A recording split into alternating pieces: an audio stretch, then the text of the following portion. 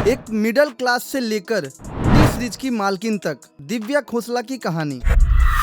कभी कभी जिंदगी हमें ऐसे मोड़ पर लाकर खड़ा कर देती है जहां से या तो हम पीछे हट सकते हैं या फिर एक ऐसी उड़ान भर सकते हैं जो इतिहास रच दे। आज की कहानी एक ऐसी ही लड़की की है जो दिल्ली की एक मिडिल क्लास फैमिली से निकलकर बनी इंडिया की सबसे बड़ी म्यूजिक और फिल्म प्रोडक्शन हाउस 30 रिच की मालकिन। ये है कहानी दिव्या खोसला कुमार की। दिल्ली की गलियों से शुरू हुई ये कहानी कोई चकाचौंध से भरी नहीं थी। दिव्या का जन्म एक सिंपल पंजाबी फैमिली में हुआ। उनके पापा एक छोटे कारोबारी थे और माँ एक गृहिणी। एक ऐसा घर जहाँ सपने देखे तो जाते थे मगर उन्हें पूरा करने के लिए बहुत मेहनत और कभी कभी कुर्बानी भी देनी पड़ती थी। दिव्या को शुरू से ही पढ़ाई के साथ साथ डांस और एक्टिंग का बहुत बड़ा शौक था। जैसा कि हर एक मिडिल क्लास घर में होता है, करियर से पहले सेटल होना। दिव्या ने दिल्ली यूनिवर्सिटी से पढ़ाई की और इसी दौरान उन्होंने मॉडलिंग करना शुरू किया।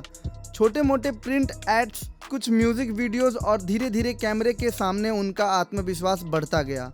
साल था 2004 जब दिव्या को मिला बड़ा ब्रेक फिल्म अब तुम्हारे हवाले वतन साथियों में, और उस फिल्म की शूटिंग के दौरान उनकी जिंदगी में एंट्री हुई एक ऐसे इंसान की जिसकी वजह से उनकी पूरी किस्मत ही बदल गई। उस इंसान का नाम था भूषण कुमार, 30 रिच के मालिक और गुलशन कुमार जी के बेटे। भूषण और दिव्या की मुलाकात एक म्यूजिक वीडियो के दौरान हुई थी और यहीं से शुरू हुई एक नई कहानी, प्रोफेशनल से पर्सनल तक। कुछ समय की दोस्ती और रिलेशनशिप के बाद साल 2005 में दिव्या और भूषण ने शादी कर ली। अब आप कह सकते हो कि सब कुछ तो मिल गया, अब क्या स्ट्रगल।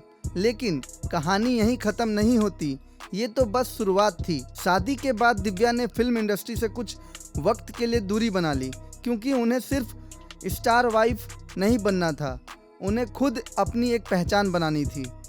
उन्होंने फिल्म मेकिंग सीखी, कैमरे के पीछे की बारीकियों को समझा, एडिटिंग से लेकर डायरेक्शन तक।